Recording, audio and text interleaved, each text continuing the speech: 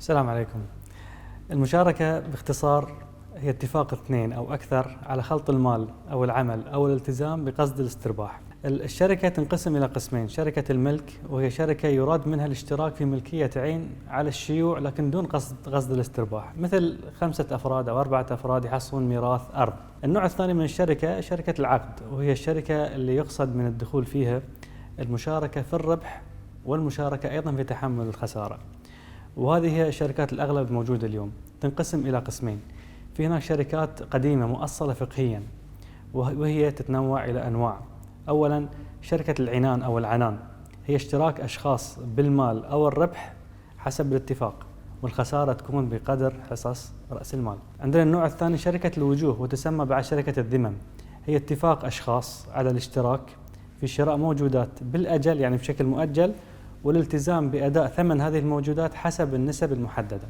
النوع الثالث شركة الأعمال، ولها مسميات عديدة، تسمى شركة الصنائع أو الأبدان أو التقبل، هي اتفاق أشخاص على تقبل الأعمال البدنية أو حتى الفكرية أو القيام حتى بالصناعات، مع تحديد نسب الأرباح بينهم حسب الاتفاق، والخسارة بحسب رأس المال.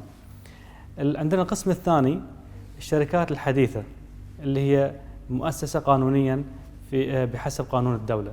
عندنا شركة المساهمة أو المساهمة، شركة التضامن، شركة التوصية البسيطة، شركة التوصية بالأسهم، شركة المحاصة. البنوك الإسلامية تستخدم نوع سادس من المشاركة أو الشركة، هي الشركة أو المشاركة المتناقصة. هي عبارة عن شركة لكن يتعهد فيها أحد الشركاء أن يشتري حصة الآخر بشكل تدريجي إلى أن يتملك هو المشروع بالكامل. وغالبا الغرض الرئيسي من المشاركة المتناقصة في البنوك الإسلامية يكون لغرضين: الغرض الأول هو تملك الزبون لعقار معين، وفي الحالة تقع المشاركة على نفس العقار المرغوب في التملك له بين 3 أطراف. على سبيل المثال يشتري البنك والزبون العقار من الطرف الثالث، وبعدين البنك يبيع أو يأجر حصته على الزبون إلى أن يتملك الزبون العقار بالكامل.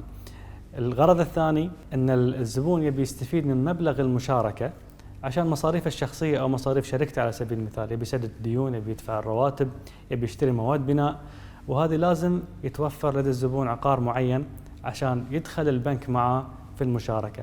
فيشتري البنك جزء من العقار المملوك للزبون، والبنك بعدين يبيع أو يأجر حصته على الزبون إلى أنه هو يعيد تملك العقار المملوك له في السابق. بالنسبة عن القواعد الشرعية للمشاركة المتناقصة، أولا لازم تتكون المشاركة من شراكة بين أفراد أو بين حتى شركات في أول الأمر، يعني في هناك عقد مشاركة يوقع بين الأطراف. بعدين يتملك أحد الشركاء للعين أو العقار اللي هو موضوع المشاركة، ولا بد أن يكون عقد المشاركة غير مشترط فيه البيع أو الشراء، إنما يكون من خلال تعهد من أحد الشركاء في وعد منفصل عن عقد المشاركة.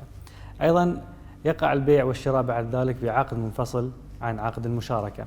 النقطة الثانية، ما يجوز أن أحد الشركاء يشترط على الطرف الآخر أن يتحمل هو وحده مصروفات التأمين أو الصيانة، حتى لو كان العقار نفسه راح يرجع له في النهاية. لابد كل واحد يتحمل المصاريف بقدر حصته في الشركة.